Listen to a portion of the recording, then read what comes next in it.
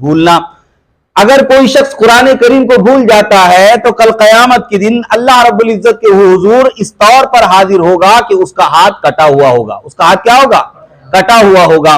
اب بھولنے سے یہاں پر کیا مراد ہے؟ بعض علماء محدثین نے فرمایا کہ بھولنے سے مراد یہاں پر یہ ہے کہ دیکھ کر بھی پڑھتے ہوئے نہ آئیں. دیکھ کر بھی پڑھتے ہوئے نہ آئیں. بعض علماء نے کہا ہے کہ پڑھنا ہی چھوڑ دے. بعض علماء نے کہا ہے پڑھنا ہی چھوڑ دے.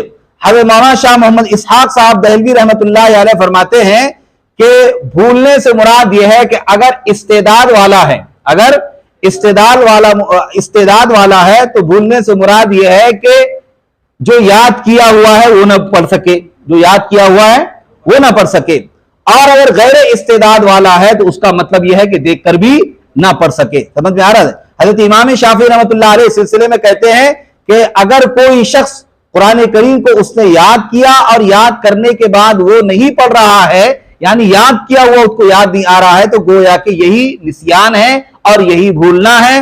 اگر ایسا وہ قرآن کریم کے ساتھ برتاؤ کرتا ہے اور قرآن کریم کی روزانہ تلاوت نہیں کرتا ہے، قرآن کریم کو بھول جاتا ہے، تو کل قیامت کے دن اللہ کے حضور وہ ایسے حاضر ہوگا کہ اس کا ہاتھ کٹا ہوا ہوگا. اجسام کے اعضاء ان کے اگر کٹے ہوئے رہتے ہیں تو گویا کہ بطور علامت کے اللہ کے نبی صلی اللہ علیہ وسلم نے ارشاد فرمایا، جیسے کہ اگر کوئی شخص بیوی کے ساتھ ناانصافی کرتا ہے تو کل قیامت کے دن وہ ایسا ہے فَتَذَرُوهَا كَالْمُعَلَّقَةِ کہ اس کو معلق کر کے چھوڑ دے گا. بیویاں مختلف ہیں اس کے پاس اور وہ ایک کو معلق چھوڑ دیتا ہے، ایک کی پوری طرح رعایت کرتا ہے، اس کے پاس آتا جاتا رہتا ہے، اس کا نان و نفقہ اٹھاتا ہے، دوسرے کو بھول جاتا ہے. تو کہتے ہیں کل قیامت کے دن اس حال میں آئے گا کہ اس کا ایک کندھا کیا ہوگا؟ جھکا ہوا ہوگا. تو گویا کہ یہ ایک علامت ہوگی، ہر ایک کا ایک سمبل ہوگا. ایسے ہی کل قیامت کے دن اس شخص جو قرآن کریم کو پڑھتا ہے اور قرآن کریم کو بھول جاتا ہے تو کل قیامت کے دن اللہ کے حضور وہ ایسے حاضر ہوگا جیسے کہ اس کا ہاتھ کیا ہے؟ کٹا ہوا ہے. وعن سعد بن عبادہ رضی اللہ تعالی عنہما قال قال رسول اللہ صلی اللہ علیہ وسلم.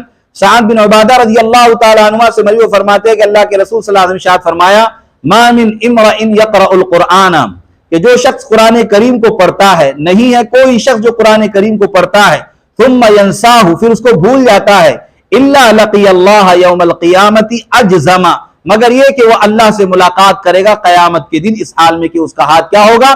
کٹا ہوا ہوگا. رواہ ابو داؤد والدارمی اس کو امام ابو داؤد نے دارمی نے روایت کیا ہے. کبھی کبھی نفی اس بات ہوتا ہے، نفی اس بات نہیں ہے کوئی شخص جو قرآن کریم کو پڑھتا ہے اگر وہ بھول جاتا ہے تو کل قیامت کے دن اللہ کے حضور وہ اس طور پر داخل ہوگا کہ اس کا ہاتھ کیا ہوگا؟ کٹا ہوا ہوگا.